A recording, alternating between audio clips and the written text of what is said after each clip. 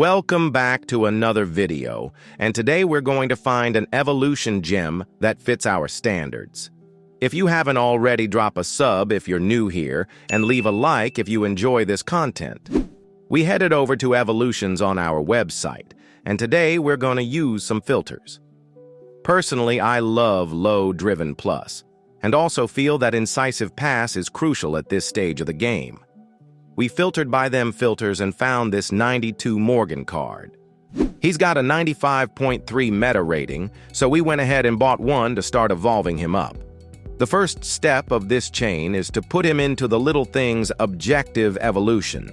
If you missed this Evo, don't worry as it adds a few extra stats, but it will decrease his meta rating to 94.5. This evolution will take 8 games to complete, but the good thing is that this can be done in any game mode. This means that if you get a friend to help you out, then you can get this done in 10 minutes. We finished the first evolution, and the next step is to put him into low-driven legend. This will give him the low-driven plus playstyle and key stat boosts. This will take 5 normal games in either champs, rivals, or squad battles, and another 7 games in any game mode. So I would advise to help each other in the comments if you decide to complete this brilliant chain. We also haven't spent a single coin so far, but after completing the low-driven evolution, we can now move on to the specialist evolution, which will cost either 25,000 or 150 FC points. This will take another 4 games with a friend, and 4 games of you playing in a specific game mode. This will give him Technical Plus, which will make his R1 dribbling feel amazing in game. But we still have one more step to complete to finish this evolution off. The Dribbling in the Shadows evolution will cost 150,000 or 850 FEC points. But if you did a Champs objective around a week ago, you will be able to do this for free.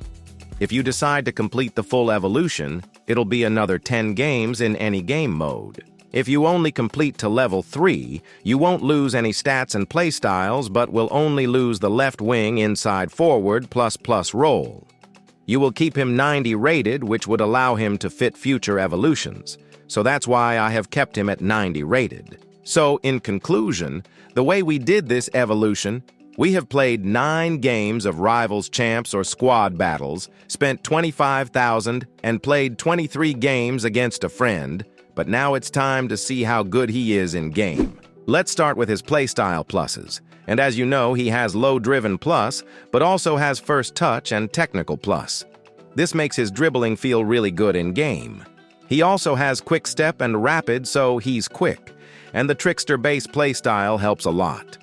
He's only got incisive pass and whipped pass in terms of passing, and for shooting, he's got finesse shot and dead ball. He can play a variety of positions, but he's best fit for a shadow striker with either an engine or hawk chemistry style. Both have the same meta rating. I used a hawk as his long shots are quite low at 83, as this boosts them to 91. His stats are really solid overall, but there are a few flaws to be discussed. But first, let's focus on his positives. He's 5-star, which is perfect, and he's also left-footed. What this means is that he's perfect on the left side of the pitch as he has the Trivela playstyle. So this will automatically come into play with the low-driven playstyle plus. So overall on paper, he's very good, but in game, he felt a bit inconsistent. I think this came down to him being quite heavy for a fairly lean player, so his left stick turning felt a bit clunky at times. He also has 66 strength with a chemistry style, and he doesn't have the press-proven playstyle, so he could easily get pushed off the ball. However, his skill moves came off amazing as his dribbling stats are so high, so it was actually a really unique card to use in game, and it's quite hard to describe how he felt. Dribbling personally is a huge factor when it comes to attackers like these. Overall, this card was decent, but needs improvement.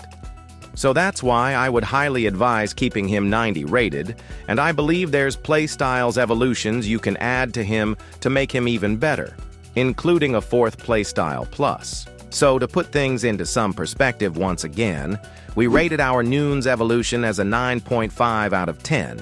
And our Sun evolution was an 8.5 out of 10. While this Morgan, I would say, is an 8 out of 10.